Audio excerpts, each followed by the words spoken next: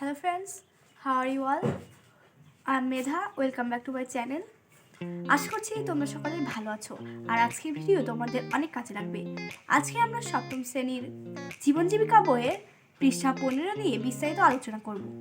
তো চলো শুরু করা যাক।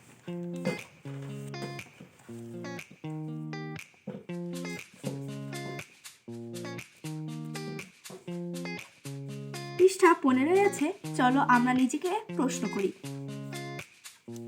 এখানে দেখো কিছু পয়েন্টস দেওয়া আছে, এইটা অনুযায়ী আমাদের একটি দলগত কাজ করতে হবে।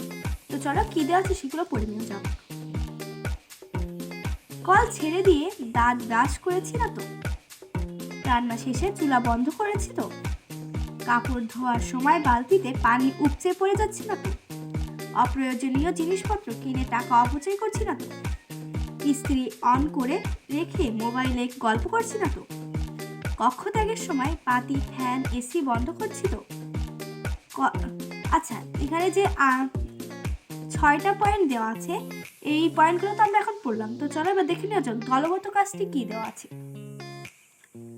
উপরের কাজগুলো আমাদের পরিবারের আর্থিক কাজে কিভাবে সহায়তা করছে তা ব্যাখ্যা করো। তাহলে এই দলগত কাজের যে অ্যান্সারটি আমি তৈরি করেছি সেটা আমি এখন তোমাদেরকে দেখাবো।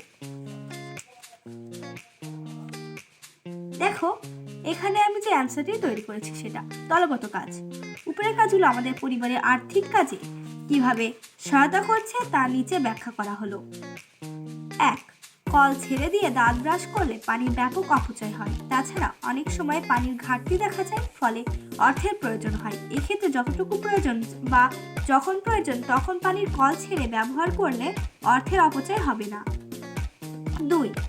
রান্না শেষে চুলা বন্ধ না করলে গ্যাসের অপচয় হয় গ্যাসের চুলার ক্ষেত্রে, ফলে ঘাটতি হলে গ্যাস কিনতে হয়। তাই রান্না শেষে চুলা বন্ধ করলে অর্থের সঞ্চয় হবে। 3. কাপড় ধোয়ার সময় পানি উপচে পড়ে গেলে পানির অভাব পড়ে, তাই এদিকে লক্ষ্য রাখলে পানি কেনার প্রয়োজনীয়তা কমবে। 4.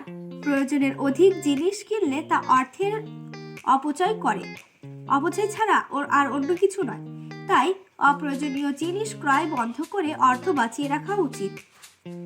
ইস্ত্রি অন রেখে অন্য কাজ করলে কাপড় পুড়ে যাওয়া বা বড় দুর্ঘটনার সম্ভাবনা থাকে, আর দুর্ঘটনা ঘটলে অর্থের প্রয়োজন, তাই এ কাজ এড়িয়ে টাকা সঞ্চয় করতে পারি। 6. কক্ষ ত্যাগের সময় যন্ত্রপাতি যেমন ফ্যান, এসি বন্ধ না করলে প্রচুর বিদ্যুৎ বিল হয়, যা অর্থের অপচয় ঘটায়। তাই এগুলো বন্ধ করলে অর্থ সঞ্চয় হবে। এর পরের কাজটি হলো আমার কথা। এখন থেকে পরিবারের আয় বাড়াতে যা যা করব, চলো এই অ্যান্সারটি দেখে নেওয়া যাক। আমি এখানে অ্যান্সারটি তৈরি করেছি। আমার কথা, এখন থেকে পরিবারের আয় বাড়তে যা যা করব। 1. পানির অপচয় করব না। 2. অপ্রয়োজনীয় জিনিস ক্রয় করা থেকে বিরত থাকব। 3. রান্নার শেষে চুলা বন্ধ রাখব। 4. কক্ষ ত্যাগের সময় বাতি, এসি ইত্যাদি বন্ধ করার দিকে বিশেষভাবে লক্ষ্য রাখব। 5. টাকা ব্যাংকে সঞ্চয় করব। আশা করছি আজকের ভিডিওটি তোমাদের অনেক কাজে লাগবে। আর ভিডিওটি ভালো লাগলে লাইক করো, কমেন্ট করো এবং শেয়ার করো। ধন্যবাদ।